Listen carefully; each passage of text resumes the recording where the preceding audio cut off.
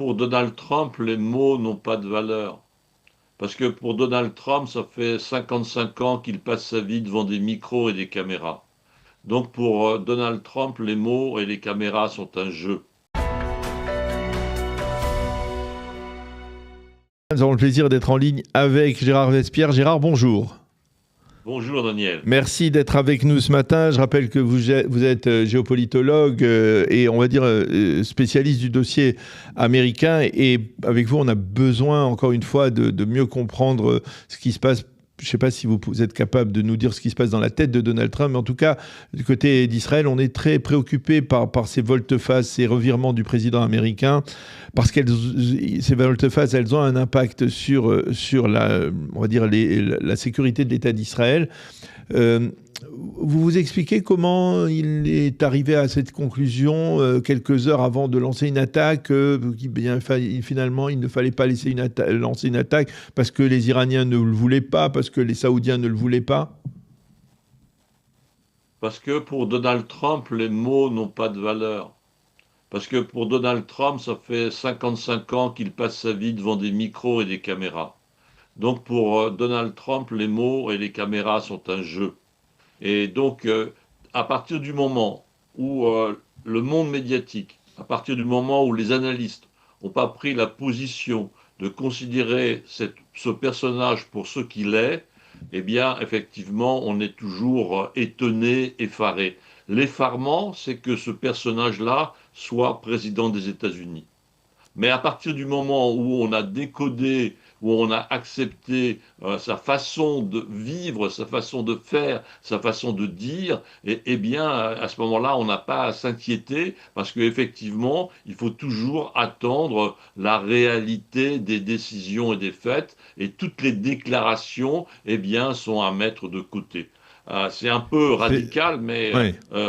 comme point de vue. Mais voyez-vous, finalement, si on regarde la situation, eh bien, on est souvent confronté à cela. Il y a ces mots et il y a les décisions. Donc, il faut attendre effectivement ce qui se passe réellement avant de se prononcer. Non, mais ça veut dire que si la parole n'a plus la moindre valeur, les Iraniens, eh bien, ils n'ont plus qu'à rigoler. Et puisque finalement, toutes les menaces lancées par le président américain sont des menaces sans caution, sans véritable force.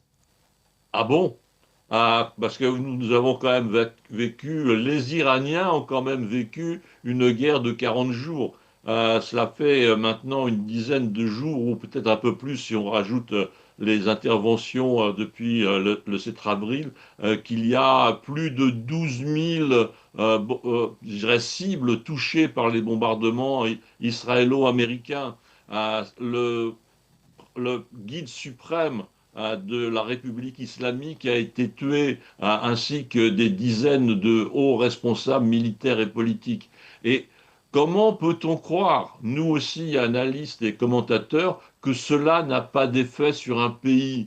C'est impossible. C'est impossible.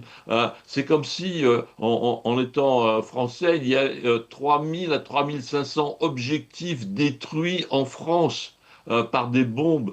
C'est comme si donc le président de la République avait été tué, ainsi que des dizaines de responsables. Croyez-vous que le pays serait toujours le même? Non. Et nous n'avons pas pensé à cela. Nous n'avons pas passé quelques dizaines de secondes ou quelques dizaines de minutes à analyser en profondeur quelle était la réalité iranienne. Mais là, je vous suis, je comprends, Richard, je comprends, Gérard, mais d'un côté, peut-être donc que ils ne peuvent pas rigoler, voilà, ils ne peuvent pas rigoler, ils ne peuvent pas rigoler. Ils ne rigolent pas, mais ils donnent l'impression, en tout cas, de rigoler. Ils donnent l'impression de gérer une sorte de chaos à l'échelon mondial, presque, au moins à l'échelon régional, puisque les Saoudiens ont peur des Iraniens.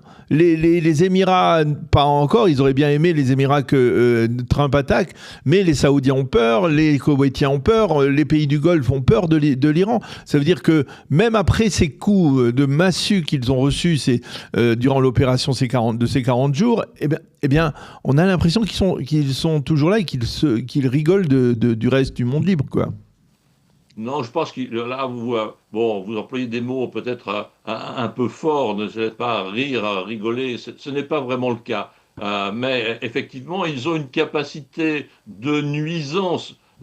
Israël et les États-Unis sont des forces de puissance, des centaines d'avions, des sous-marins nucléaires, des porte-avions, etc., etc., des 10 000, 12 000 objectifs bombardés. Donc là, on est dans la puissance. Et les Iraniens, depuis 1979, sont dans un univers de nuisance. Ils sont souvent sous les radars, ils sont souvent par leur proxy, ils sont souvent sous les radars par les actes délictueux commis ici et là en Europe ou même aux États-Unis. Donc, voyez-vous, on a affaire à un système qui est tout à fait pernicieux et je ne pense pas que l'Arabie saoudite ou les États du Golfe aient peur. L'Arabie saoudite a secrètement, avec les États-Unis, mené des frappes en Iran. Et ils ont moins secrètement mené des frappes aussi en Irak, parce que ce sont les milices pro-iraniennes qui ont mené des bombardements sur l'Arabie saoudite. Donc il y a des prises de responsabilité, effectivement, pour l'économie mondiale. Il ne faut pas que nous partions vers le chaos que connaît intérieurement l'Iran. Il y a une poignée de dirigeants qui font fi de la vie de leur peuple. Nous ne pouvons pas, les États du Golfe ne peuvent pas faire fi de la vie de leur peuple. En Iran, il faut 1 900 000 rials pour avoir $1, n'est-ce pas? Donc voilà, alors cela ce n'est pas risible, il y a 90 millions de personnes qui sont dans cette situation-là, et le jour où les bombardements s'arrêteront pendant un certain temps, à ce moment-là, le peuple pourra songer à se révolter. Alors, Donald Trump, hier, dans ses déclarations, il a dit qu'il espérait parvenir rapidement à un accord. Dans la nuit dernière, il a précisé que les négociations allaient reprendre dès aujourd'hui. Et il a également dit que Israël s'était joint à lui à ce propos, c'est-à-dire en faveur d'un accord. Alors, c'est vrai, ça reste à établir parce que ça semble peu probable. Aujourd'hui, on est très sceptique en Israël quant à l'efficacité ou la possibilité qu'un accord soit signé. On considère plutôt que les Iraniens essayent de gagner du temps. Mais le fait qu'Israël soit là, d'une certaine manière, sous la coupe de Donald Trump, est-ce que finalement, a fortiori, on va dire,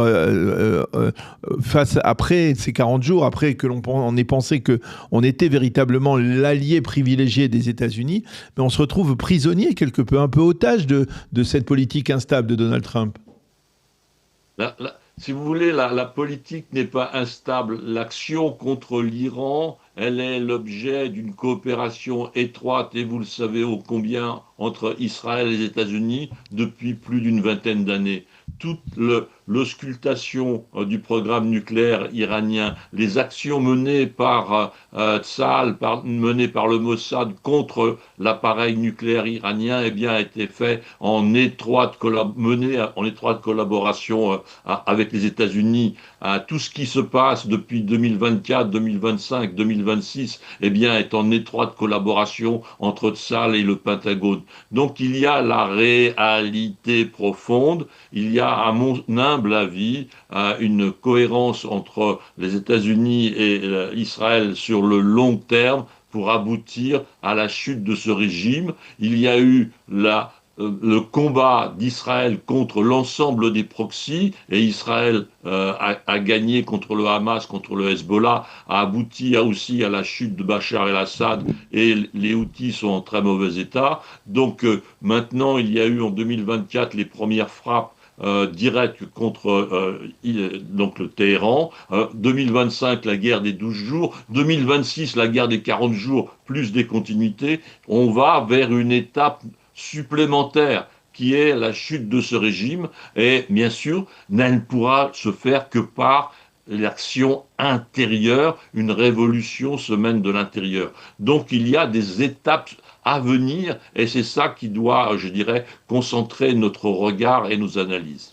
Même si pour Israël, sur le plan sécuritaire, cette situation est problématique. Elle oblige les Israéliens à se préparer en cas d'attaque et à ne pas être prévenus, parce que là, visiblement, les Américains n'ont pas prévenu les Israéliens de ce retournement de situation. Ah, hélas, hélas, hélas, depuis combien d'années, combien de dizaines d'années, n'est-ce pas, la population israélienne est amenée à courir vers des abris. Donc, cette situation-là, hélas, hélas, hélas, ces jours-ci, n'est potentiellement pas nouvelle, n'est-ce pas? Mhm. Donc, je crois que voilà, il faut prendre. Alors, c'est facile, nous sommes loin, à quelques milliers de kilomètres, un peu de recul. Je le reconnais, c'est très facile. Mais donc, cela fait partie de la vie israélienne et on sait qu'il y a l'objectif de venir à un Moyen-Orient pacifié avec la chute de ce régime. Et il faut effectivement accepter un baril à 100 ou 120 dollars pendant quelques temps et avoir le risque effectivement d'un embrasement un peu plus large du conflit. Eh bien, merci beaucoup, Gérard Vespierre, de nous avoir éclairé sur cette énigme qu'est le président américain, même si pour vous, l'énigme, vous l'avez résolue. Les mots n'ont pas d'importance pour Donald Trump, on l'a bien compris. Merci beaucoup, Gérard, de nous avoir éclairé sur cette situation problématique, il faut bien l'avouer, au Moyen-Orient, d'un président américain qui menace et qui revient régulièrement sur ces menaces. À bientôt. Merci encore d'avoir été avec nous en plein mois d'août, au début de ce mois d'août. Bonnes vacances. Et de bonne heure. Et voilà, on espère que ce mois d'août sera serein sur la scène internationale, on va le dire. Merci beaucoup, Gérard Vespierre, d'avoir été avec nous. Merci pour vos questions. À bientôt. Voilà, au revoir.